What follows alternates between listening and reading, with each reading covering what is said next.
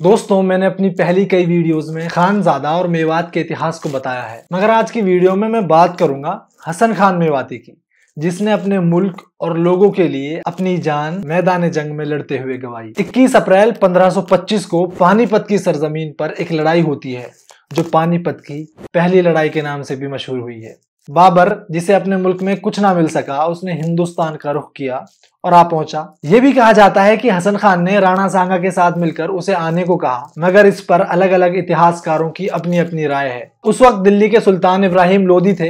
हसन खान मेवाती भी नहीं चाहते थे कि अब कोई आकर हिंदुस्तान पर अपना हुक्म चलाए, और वो बाबर को रोकना चाहते थे। इसलिए इब्राहिम लोदी के साथ पानीपत की पहली जंग में शामिल हो गए। इब्राहिम लोदी के साथ उनका पारिवारिक रिश्ता था, इसलिए हसन खान को उसने दिल्ली सौंपी हुई थी। हसन खान मेवाती के साथ राजपूत सैनिक थे, जो बहुत बड़े लड़ाकू हुआ करते थे, जिन्हें मरने मारने का कोई डर नहीं होता था। वो अपनी बहादुरी के लिए जाने जाते थे।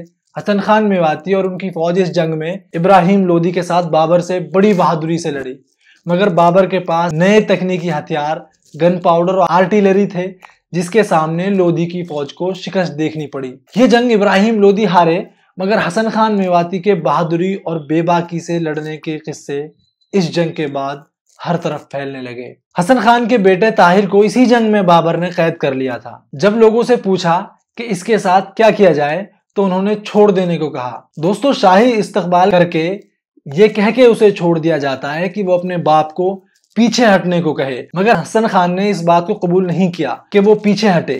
इसके बाद मुगल साम्राज्य की शुरुआत हुई, मगर हसन खान की बहादुरी और हिम्मत को अब तक सराहा जाता है। दिन गुजरे, हसन खान मेवाती नहीं रुके। 1527 में जब मेवाड़ के राणा सांगा ने राजपूतों और अफगान चीफ के साथ मिलकर बाबर को उखाड़ फेंकने का इरादा किया, तो हसन खान भी पीछे न हटे और राणा सांगा के साथ जा मिले। खानवा की ये जंग मुगल हुकूमत और भारत के लिए बहुत अहम साबित हुई।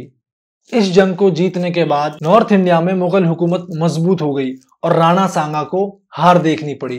पर बहादुरी से लड़ने वाले मुस्लिम राजपूत हुक्मरान हसन खान मेवाती इस जंग में लड़ते हुए शहीद कर दिए गए। उनका किरदार बहुत अहम रहा और उनकी बहादुरी का जिक्र बाबर ने भी लिखा है कि जब हमें लगा कि राणा सांगा की फौज हार गई, तो एक तरफ से तेज आवाज आई और देखा कि हसन खान मेवाती लड़ते हुए आगे बढ़ रहे हैं। वो रुकने का नाम नहीं लेते थे। बस तलवारों की आवाजें सुनाई पड़ रही थी और सूरज की रोशनी भी नहीं दिखाई पड़ती थी। तब मैंने तोपों की पूरी ताकत इस्तेमाल करने को कहा और गोले दागे गए। एक तोप का गोला हसन खान के पास जा गिरा और वो मारे गए। उनका किरदार इस जंग में इसलिए भी अहम था क्योंकि वो नॉर्थ इंडिया ही के एक राजा की हैसियत से यहाँ की सरजमीन से वाकिफ थे, जिसकी वजह से जंग को लड़ने में बहुत मदद मिली। मगर बाबर की फौज के पास नए तकनीकी हथियारों की वजह से यहाँ भी हसन खान की फौज नाकाम रही। दोस्तों, कहा जाता है कि यह लड़ाई इतनी ज्यादा भीषण थी, इतना गर्दो गुबार उड़ रहा था कि सूरज की रोशनी जमीन तक नहीं पहुंच पा रही थी।